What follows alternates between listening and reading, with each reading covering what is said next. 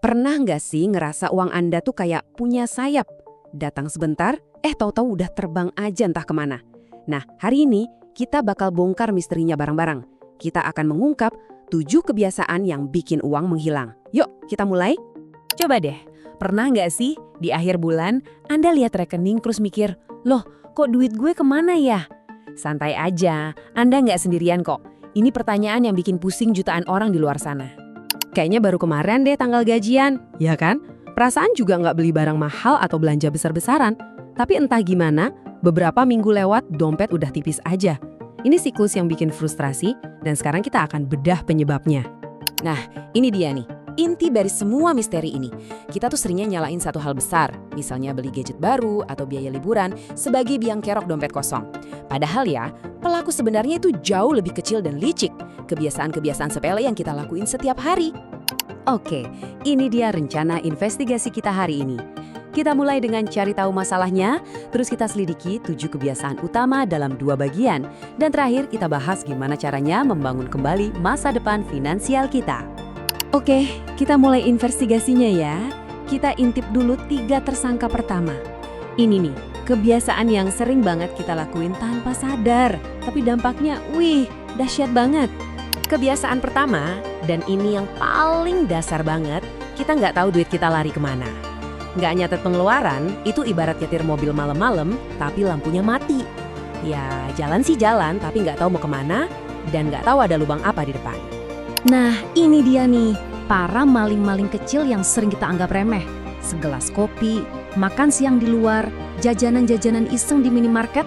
Kelihatannya kecil ya, tapi coba deh hitung. Keluar 50.000 aja sehari, sebulan itu udah jadi 1,5 juta loh. Kaget kan? Lanjut, tersangka nomor 2, si jagoan belanja impulsif. Ini tuh momen pas kita beli sesuatu bukan karena butuh, tapi karena, pengen banget. Dorongan sesaat yang rasanya susah banget buat dilawan. Terus apa sih yang bikin kita kayak gitu? Biasanya sih karena lihat diskon gede yang bikin panik, promo yang seolah-olah, wah kesempatan langka nih. Atau ya sekedar FOMO, takut ketinggalan zaman karena ada barang baru. Belanja kayak gini emang ngasih kepuasan instan, tapi seringnya cuma nguras dompet tanpa ngasih nilai apa-apa. Kutipan di slide ini ngena banget sih. Ini tuh pertarungan klasik antara apa yang kita butuhkan dan apa yang kita inginkan sesaat. Dan kebiasaan ini seringkali ngabisin dana yang harusnya bisa buat tujuan yang jauh lebih penting. Kebiasaan nomor 3, ini nih musuh kita di zaman sekarang. Berusaha ngikutin gaya hidup orang lain, apalagi yang kita lihat di media sosial. Ini jebakan perbandingan yang bahaya banget buat kesehatan dompet kita. Coba deh kita buka medsos, isinya apa?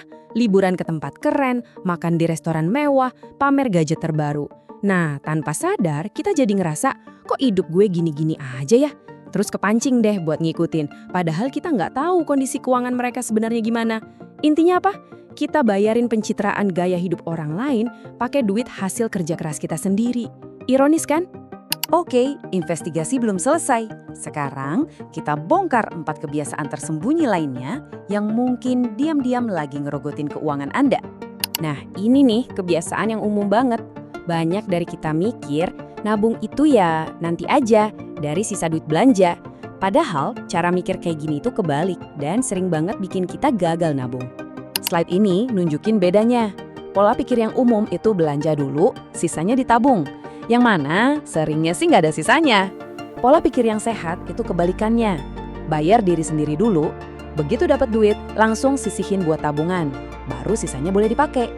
Perubahan kecil tapi dampaknya fundamental banget. Zaman sekarang hidup kita kan dikelilingin sama yang namanya langganan atau subscription. Satu-satu kelihatannya murah ya, nggak signifikan. Tapi hati-hati, ini tuh kayak rayap. Diem-diem ngabisin duit kita secara konsisten. Coba deh, sekarang berhenti sebentar, coba ingat-ingat. Ada berapa banyak layanan streaming, aplikasi premium, langganan-langganan digital lain yang Anda bayar tiap bulan? Mungkin ada yang 10.000, ada yang 50.000, kelihatannya receh. Tapi coba deh dijumlahin semua. Jangan-jangan totalnya itu jadi salah satu pengeluaran bulanan terbesar Anda. Kebiasaan nomor 6 itu ibarat jalan tanpa tujuan. Atau ya ngelola duit tanpa peta. Kalau kita nggak punya tujuan finansial yang jelas, duit itu ya gampang banget habis gitu aja. Ngalir kemana-mana tanpa arah. Kita jadi nggak punya alasan yang kuat buat nabung atau investasi.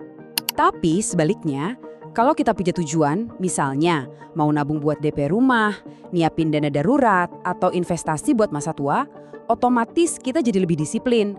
Tujuan itu ngasih makna dan arah buat setiap rupiah yang kita kelola. Oke, setelah kita kenalan sama semua tersangkanya, sekarang waktunya kita beralih dari masalah ke solusi. Di bagian ini, kita bakal bahas gimana caranya ngambil alih kendali dan mulai bangun masa depan finansial yang kita mau.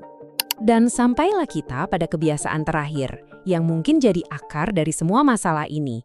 Anggapan keliru kalau perubahan kecil itu nggak ada gunanya. Pola pikir kayak gini nih yang bikin kita males buat mulai berubah. Intinya ada di sini teman-teman. Kelihatannya sepele banget kan, cuma ngurangin jajan kopi sehari sekali atau nambahin tabungan 100.000 sebulan. Tapi justru tindakan-tindakan kecil yang kita lakuin secara konsisten inilah yang punya kekuatan super buat ngebangun kekayaan jangka panjang. Nah, ini dia kabar baiknya. Dan mungkin ini yang paling penting dari semua yang kita bahas hari ini. Kebiasaan buruk emang ngerusak, tapi itu bukan hukuman mati seumur hidup. Kebiasaan itu bisa diubah. Sama kayak kita ngebangunnya, kita juga bisa kok ngebongkarnya lagi dan ganti dengan kebiasaan yang jauh lebih baik. Jadi, mari kita tutup pembahasan ini dengan satu pemikiran penting. Jangan nunggu momen besar atau keajaiban datang buat benerin keuangan. Kekuatan buat ngubah masa depan finansial Anda itu ada di tangan Anda sendiri, lewat kebiasaan-kebiasaan kecil yang Anda lakuin setiap hari. Jadi, pertanyaannya sekarang bukan lagi, bisa nggak ya saya berubah? Tapi, kebiasaan kecil apa yang mau saya mulai ubah hari ini juga?